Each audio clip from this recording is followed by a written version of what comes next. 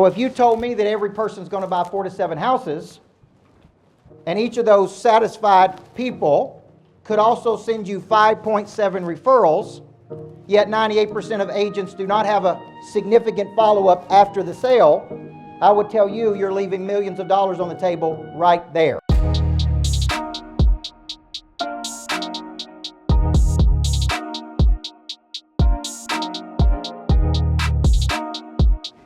Good afternoon.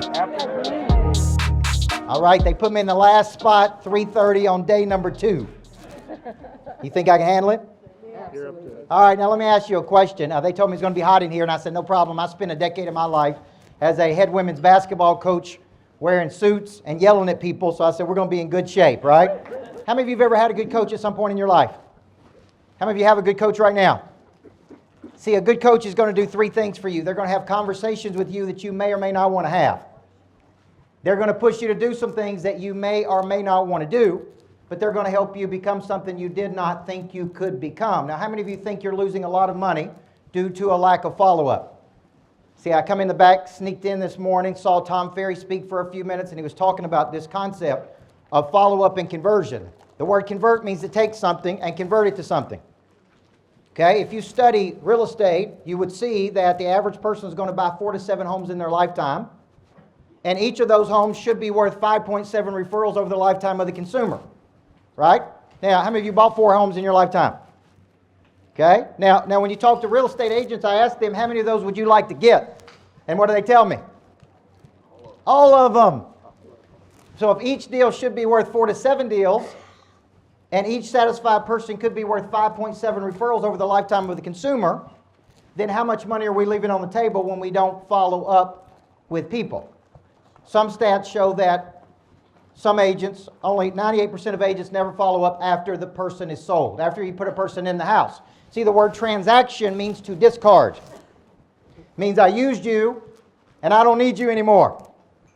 The word transformation means you came into my life and I was at a much better place after you came into my life, before you came into my life. And not only that, I'm going to use you on all 7 deals, and I'm going to send you the 6 referrals over the lifetime of the consumer.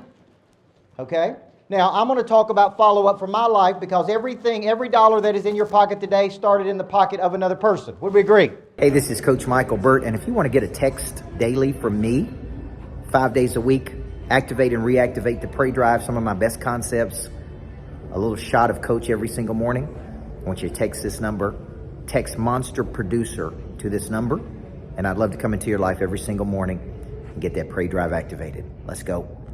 Every dollar you have, every car you have ever driven, every house you have ever bought, every vacation you've ever been on, everything you have ever done in your life was funded by your clients. Yes or no? Yes. Okay? Money changes hands when problems are solved. The bigger the problem, the more money people pay to solve that problem. When a person goes to buy or sell a house, it's because they got a problem. See, I had this great bachelor pad at one time when I was single and had a pool house, and then I got married, and then I had a problem. My beautiful wife came to me one day and she said, this house is such a beautiful house, but it's not made for a family. You said woman. It was made for a woman. It wasn't made for a family. Now I got a problem. Every stat in the world shows me that 67% of people in real estate use the very first real estate agent that contacts them. They don't use the best one. They don't use the most experienced one. They don't use the best looking one. They use which one? The first one. So this is a full contact sport. The more people you talk to, the more contacts you have, the more contracts you write, right? The more hands you shake, the more money you make. The more you follow up with people. If you followed me around all day, every day, you would see me follow up with people all day, every day. Following up with who? Current clients, past clients, strategic partners. Money changes hands when problems are solved. We don't need more money, we need more people. The people have the money. Every dollar that is in your pocket started in the pocket of another person, and they came to you because they believe you are the best person to solve their problem.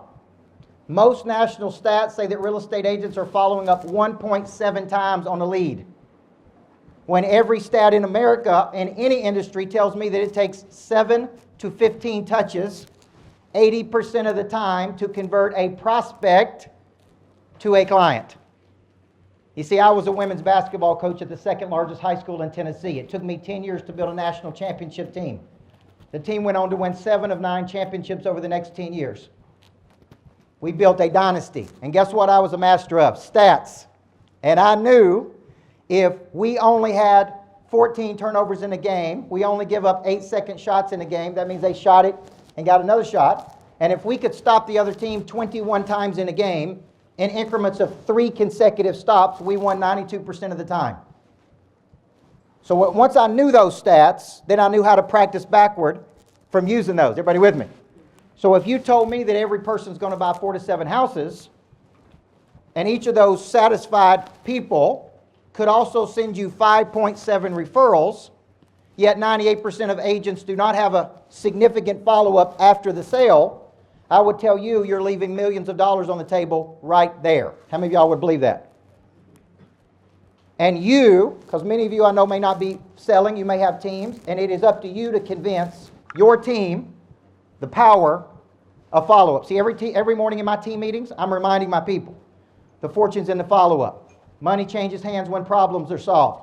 Objects at rest stay at rest unless acted on by an outside force. That's Newton's law. Objects in motion stay in motion unless acted on by an outside force. Who is that force? You. So what we're going to do is we're going to break down a concept on $1 Million Follow-Up, and I wrote this book many years ago. I've written 17 books. My newest book that's out is called Flip the Switch. It just hit the Wall Street Journal bestseller list. Thank God. It took me 17 to figure that out. And I wrote this book because I was pissed off. I only write books that I think solve big problems in the world. And I was on an airplane flying from point A to point B one night, and I was frustrated by how people were following up with me.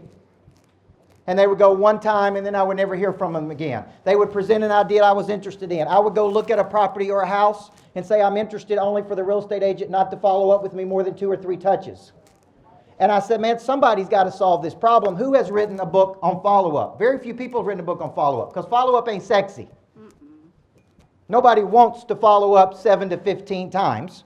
But if you study the law of diffusion tells me that when you present an idea to another person, only 16% of people are going to be open and inviting to that idea the first time they see it.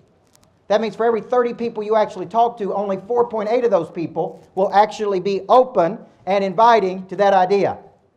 34% of people need to see it 3 to 7 times. 34% of people need to see it 7 to 15 times. And 16% of people are never going to see it or buy it. And I've even thought about doing this one day. Bring $1 million of cash in, walk around to somebody and say, this is $1 million that I would like to give to you. No strings attached. All you got to do is accept it. Do you know that 16% of people still wouldn't take it? You know what they go, no, I don't want that. Because they are laggards. I like to substitute the word losers there, okay? Because no matter how good it is, they're not going to buy it.